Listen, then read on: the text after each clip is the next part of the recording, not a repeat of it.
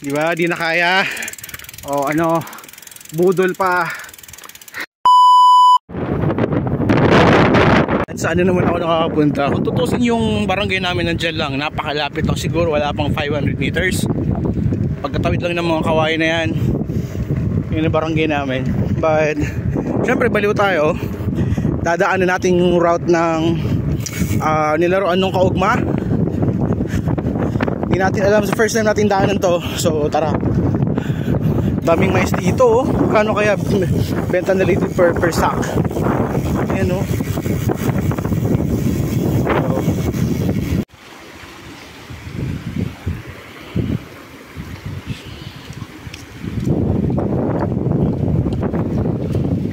So barangay Iga na tayo. Baon na to. Ito yung arko. So let's go.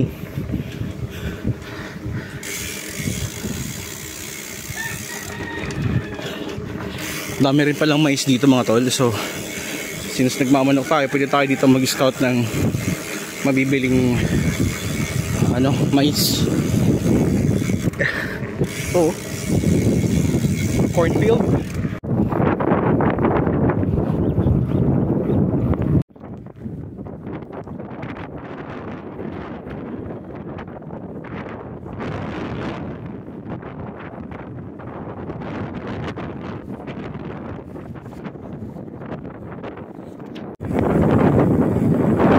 Woo! Sarap!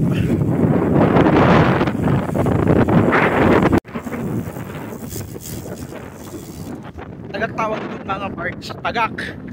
Di ko lang kung naririnig nyo kasi sobrang sabog sa akin. Mainit siya pero hindi mo mararamdaman yung init eh. Let's go! Woohoo!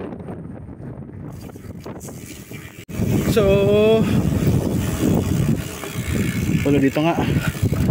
Ayan, papuntang Tapol ba o Pakul? So ito, papunta tong Antipolo, Baaw.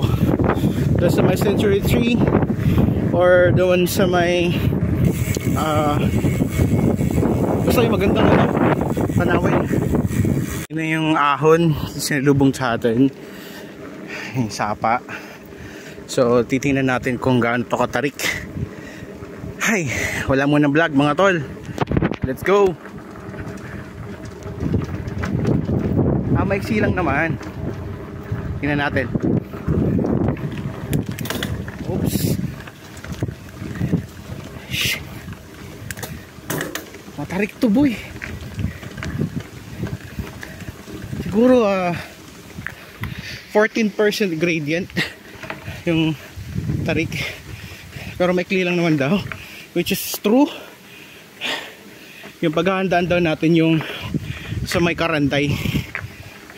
Dito pa lang sumilip na yung ahon, no? Cristo Rey na to. Ayan, no? Para nagpapahiwatig na. Umuwi na tayo. So pahinga muna tayo bago tayo umahon. And since kulimlim dito, nakalimutan ko pang bumili ng tubig. So sana merong tindahan dyan sa taas na mabibilihan ng tubig. Kasi hindi ko alam kung meron pa tindahan dyan. Kasi medyo na to, mas nasa taas na tayo. Medyo bundok na to. Pero sabi nung natanong ako sa baba, meron daw mga tindahan dyan. So tingnan natin. Tingnan muna tayo mga pards kasi ang haba ng nilusong natin and yung sumalubong sa atin sobrang tirik na ahon. So lagi niyong tatandaan pag may mahabang lusong ang sunod dyan, maabang ahon. So ito, pahinga muna tayo. Di na kaya. Wala nang practice, proper training. Wala nang practice talaga. So nakakapagbike ako everyday.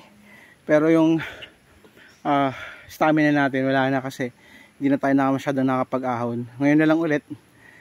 Kaya pa naman siguro pero kailangan ito ng sandamakmak na training. Sobrang ahon to mga parts, baka magtulak na. Pero magtutulak talaga ako kasi di ko na kaya. Hindi naman masyado.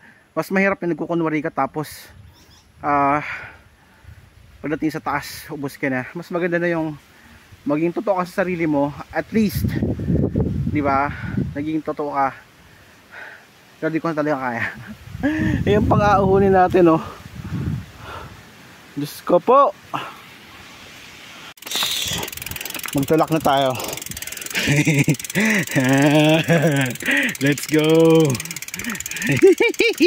Di ba, di na kaya. O ano, budol pa.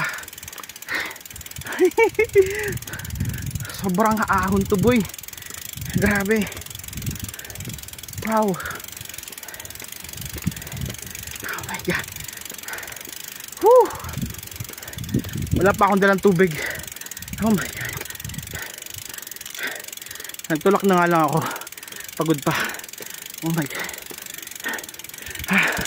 Ay, salamat. Agad na naman. Oh, 42. 46. Ay, nako.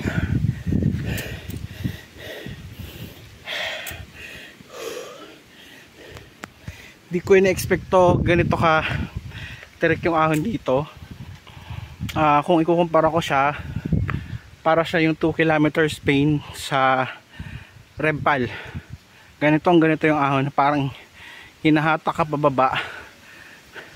Pero kung siguro consistent yung pag-aahon natin, like kahit 10 kilometers everyday, pero ahon yun, siguro di tayo tutuko dito, di tayo magtutulak. Pero wala talaga eh. Huwag na tayo magkunwari.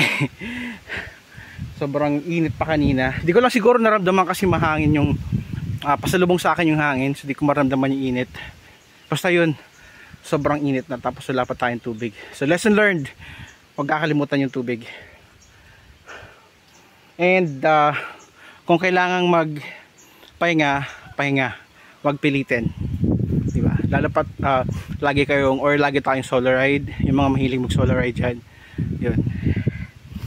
So pag wala na tayo nabili ng tubig, makikinom lang tayo, since makapal naman yung mukha ko. Let's go. Ang lugar na po, ate? Cristory. So may pansitan dito pagkaliko ni dyan sa kaliwa, pero dapat pupunta tayo ng kanan kasi labas tayo ng La Purisima. 10 pesos lang yung pansit dito ni Manay. Tapos may maruya, may itlog. Siyempre makikiunom na rin tayo kasi pagod na ako. Gusto niya malamig. Yes po, kung pwede, ma'am. Yeah boy. Ganda. Shit.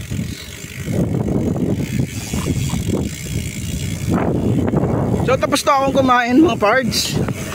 And di ko na videoan kasi sobrang pagod na ako and sobrang gutom na. So aahon tayo ulit para lang makauwi na doon sa bahay nila Airpat. Let's go. Okay lang mag-vlog kita? Okay lang? Ano lang, Adi? Cristory? Tapos alawas ka, Adi? Santa Isabel? Diretso? O, agro sa daw na natin ang po. Saan sa naunaan? Ito pa, unaan. O, sina, hi na ako sa vlog. Shoutout. Shoutout din sa mga estudyante dito, sisipag mga tol. So, nandaanan ko sila habang nag-adventure bike ako dito. And may off-road pala. So, tulak na naman. Putsang init. Sa man kami ngagi? Sa to kami ngagi. So, lingguaheng ano yan, rinconada.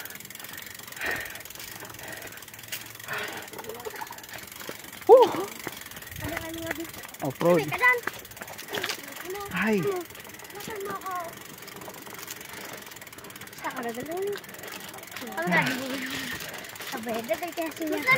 Gawin sa di lugar ninyo, nakaka-relax.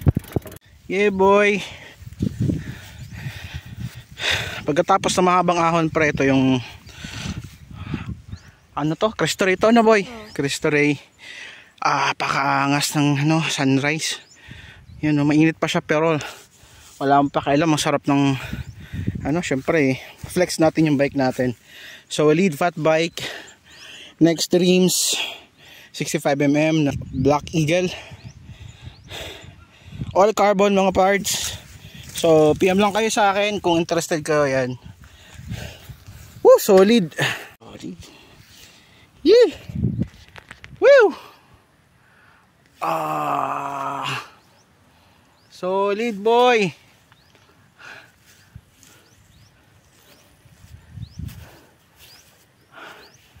Ito nakasama natin isang lokal na bata dito. So ginaid niya tayo para di maligaw. And malapit na tayong umuwi. Nakapagod, 4:33 na. So almost 2 hours natin pinajak galing ng Pili, Camarines Sur. So medyo madistansya yon. And kakapagod yung ahon. Actually hindi siya kambal ahon. Parang ilang ahon yun, 1, 2, 3 siguro yun, 4 nga. So tara, sibat na tayo. Alagaan ninyo, hindi maluog sa mga pasaway na tao. Solid, no? Breathless ang tawag. Ganda. Yes. Ay, babalik tayo dito mga pards. Ganda. Oh, lalo na yan, maganda.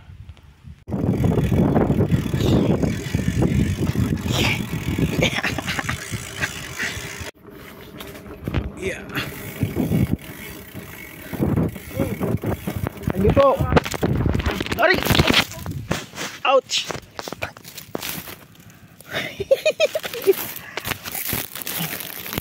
Ow! Kasi may 100 papunta dito, tapos papunta din dito. So di natin alam kung didiretso tayo o kakaliwa kasi medyo masukal na yan. Ito medyo okay pa. So titingnan natin dito. Pag wala, dito tayo.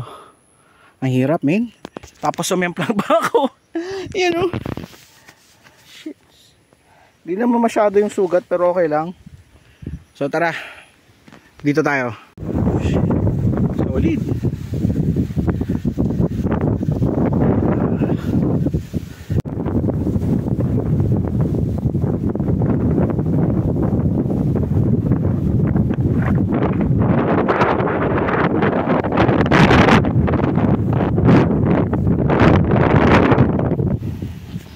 Ew!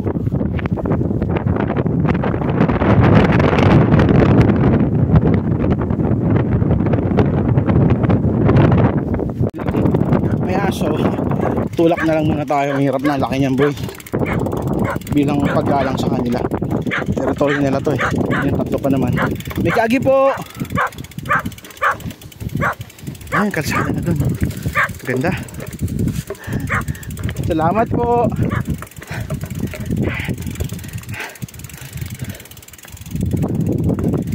Bilang paggalang doon sa mga taga rito, paalam tayo, makikiraan po. Ganun. Makiagi po. Solid ang view natin mga tol. Hay! Ang sarap dito boy.